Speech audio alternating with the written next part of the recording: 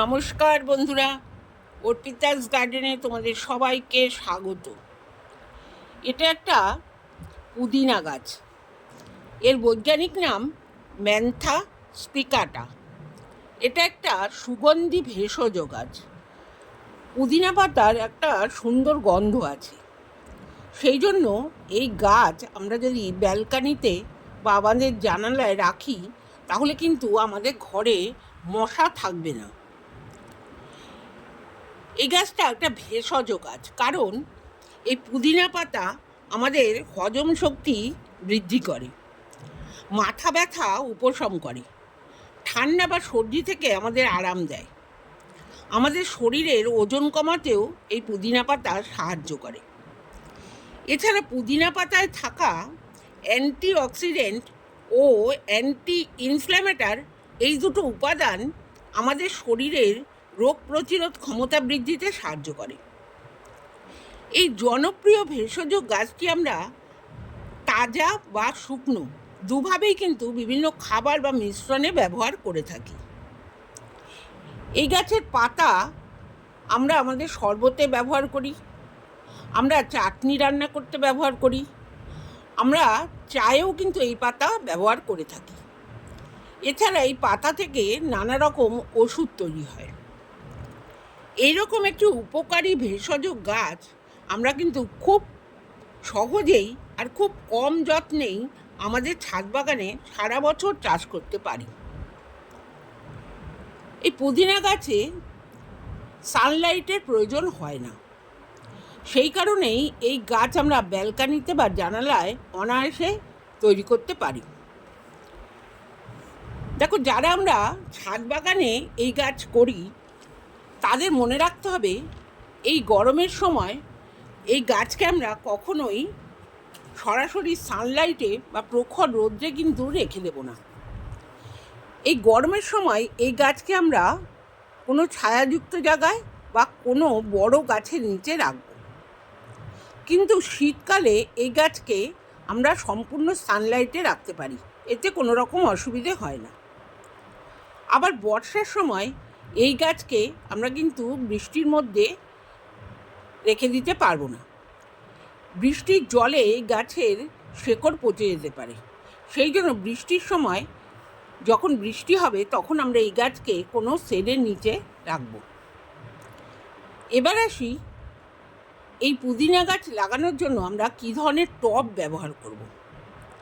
দেখো, এই পুদিনা গাছ একটা গুল্ম জাতীয় গাছ, সেই জন্য এই গাছের শেকড় খুব বেশি মাটির নিচে যায় না, কিন্তু এই গাছের ডালপালা বিস্তার হয়, অর্থাৎ প্রচুর ডালপালা তৈরি হয়। সেই জন্য এই গাছকে আমরা খুব বেশি বড় বা ডেপথযুক্ত টবে লাগাবার প্রয়োজন নেই। আমরা ফ্ল্যাট জাতীয় কোনো টব বা পাত্রে এই গাছ কিন্তু অনায়াসেই করতে পারি। দেখো, আমি এখানে দুটো ফ্ল্যাট জাতীয়, আর একটা হচ্ছে আমাদের যে গোল গ্রো ব্যাগ থাকে সেই গ্রো ব্যাগে, এবং একটা এরকম গামলায় করেছি। এই জাতীয় টবেই কিন্তু এই গাছগুলো ভালো হয়, অর্থাৎ এর যে ডালপালাগুলো সেগুলো ছড়ানোর জায়গা পায়। তোমরাও চেষ্টা করবে যাতে এই ধরনের কোনো পাত্রে এই গাছ করা যায়।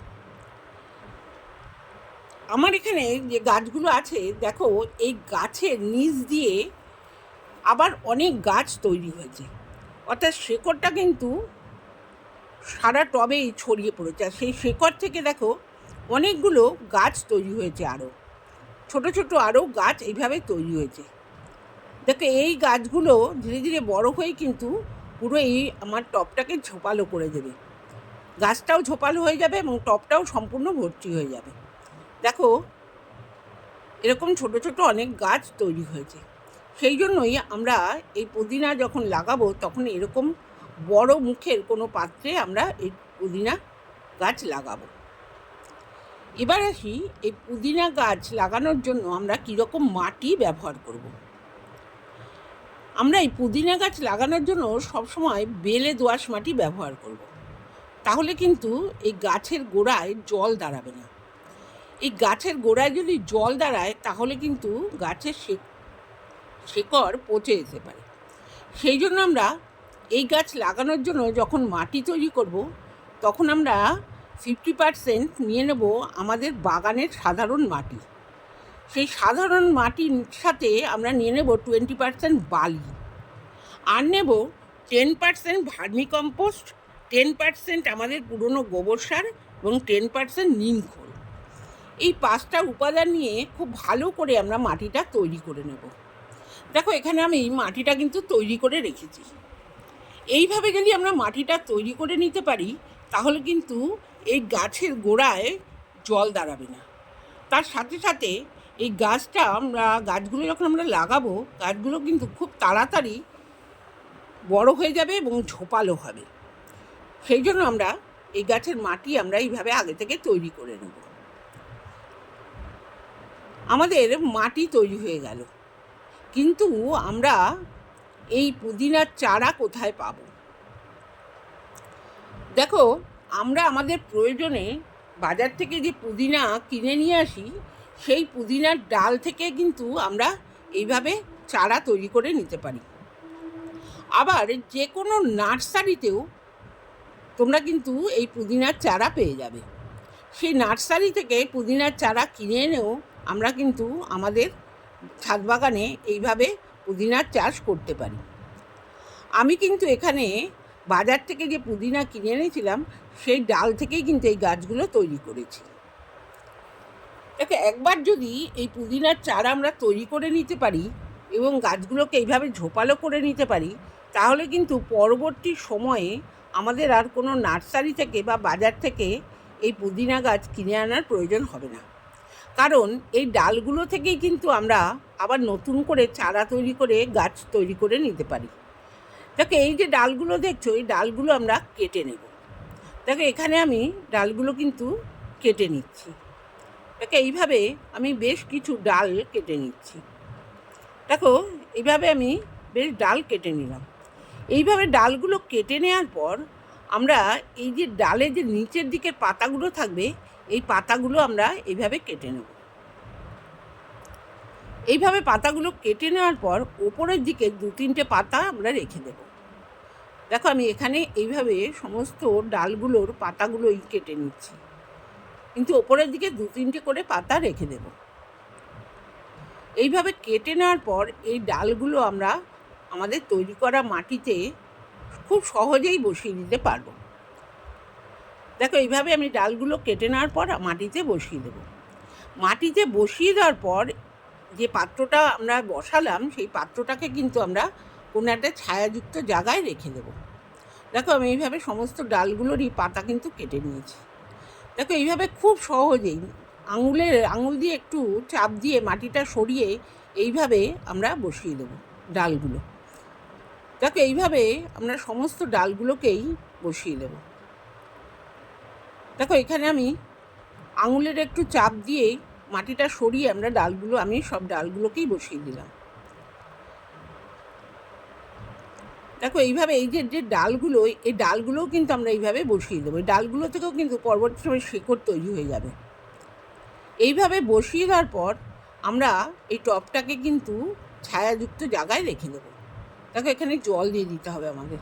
আমি এখানে টব ভর্তি করে জল দিয়ে দিচ্ছি। দেখো, জল দেওয়ার সাথে সাথে আমার জলটা কিন্তু জমে থাকছে না, জলটা কিন্তু নিচের দিকে নেমে যাচ্ছে। অর্থাৎ আমাদের ড্রেনেজ ব্যবস্থাটাকে এইভাবে তৈরি করে নিতে হবে, তাহলে কিন্তু এই গাছের গোড়ায় আর জল দাঁড়াবে না। দেখো, 20 থেকে 25 দিন পর গাছগুলো কিন্তু সুন্দরভাবে তৈরি হয়ে গেছে এবং সেই গাছগুলো থেকে দেখো আবারও ছোট ছোট গাছ তৈরি হতেও শুরু হয়ে গেছে। এইভাবে ধীরে ধীরে কিন্তু গাছগুলো ঝোপালো হয়ে যাবে। এবার আসি, এই গাছে আমরা কি খাবার দেব। দেখো, এই গাছে আমরা মাসে একবার খাবার দেব। আমরা আমাদের যে পুরনো গোবর সার, সেই পুরনো গোবর সার, ভার্মিকম্পোস্ট এবং নিম খোল ভালো করে মিশিয়ে নিয়ে আমাদের টব অনুযায়ী এই খাবারটা আমরা মাসে একবার করে এই গাছে দিয়ে দেব। আর অন্য সময়, বাকি সময়টা আমরা এই গাছে আমাদের কিচেন কম্পোস্ট থেকে যে তরল সার বা সর্ষের খোল ভেজানো যে জল, সেটা আমরা এই গাছে ব্যবহার করব। আমরা যদি এইভাবে এই গাছে নিয়ম করে বা সঠিকভাবে খাবার দিতে পারি, তাহলে কিন্তু গাছটা কিন্তু সুন্দরভাবে ঝোপালে উঠবে এবং পাতাও কিন্তু সবুজ এবং সতেজ থাকবে। এবার আসি এই গাছে আমরা কী ধরনের কীটনাশক প্রয়োগ করব। দেখো, এই গাছে খুব বেশি কীটপতঙ্গের আক্রমণ হয় না, কিন্তু এই গাছে যেটা হয় সেটা হলো ছত্রাকের আক্রমণ। এই গাছের রুটে ছত্রাকের আক্রমণ হয়।